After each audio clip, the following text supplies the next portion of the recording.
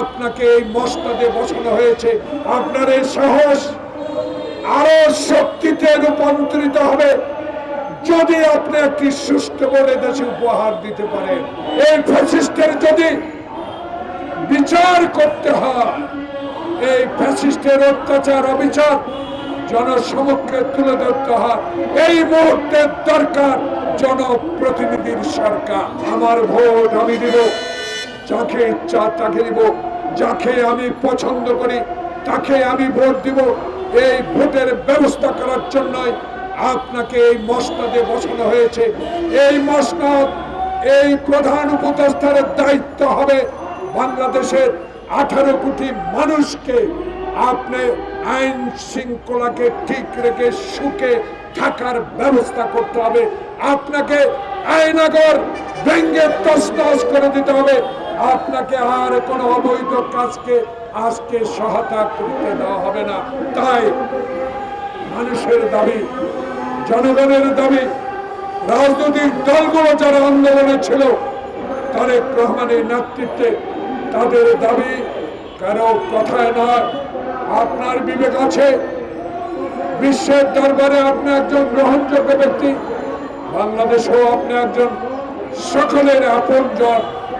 আপনাকে ফ্যাসিস্ট হাসিনা সরকার কম অপমান করে নাই, আপনাকেও অনেক অপমানিত করেছে।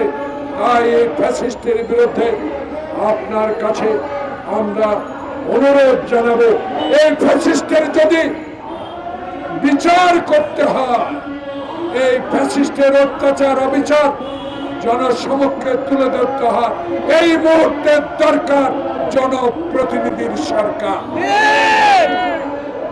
তাই আহ্বান জানাবো, আর কোনো কিছু নয়, অনতিবিলম্বে মানুষের ভোটের নিশ্চয়তা দিয়ে সুষ্ঠু নির্বাচনের ব্যবস্থা করুন।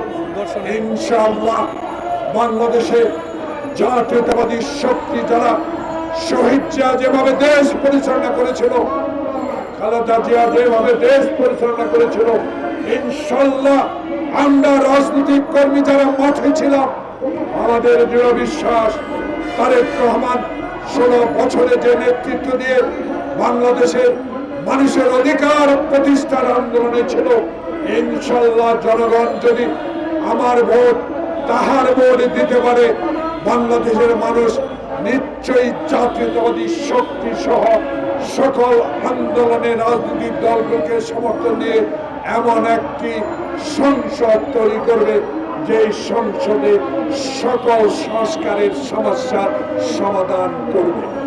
তাই আসুন এই সরকারকে আমরা সমর্থন দিচ্ছি। দেশ জুড়ে তোলপাড় ওয়ালটন ফ্রিজ কিনে আপনিও হয়ে যেতে পারেন মিলেনিয়ার। আপনার কথা উল্লেখ করে আমার বক্তব্য শেষ করব। আপনি বলেছেন যখন সকল রাজনৈতিক নেতাদেরকে আমি একসাথে দেখি আমার সাহস বাড়িয়ে যায়। ডক্টর প্রফেসর মোহাম্মদ ইউনূস সাহেব, আপনার সাহস অবশ্যই আছে। আপনার এই সাহস আরো শক্তিতে রূপান্তরিত হবে যদি আপনি একটি সুষ্ঠু বলে দেশে উপহার দিতে পারেন। তাই আসুন বাংলাদেশের মানুষের প্রতি শ্রদ্ধা জানিয়ে কারো কথা না শুনে যুক্তি তর্ক দিয়ে যেই সমস্যার সমাধান করা যায় সেটাই আপনি করুন।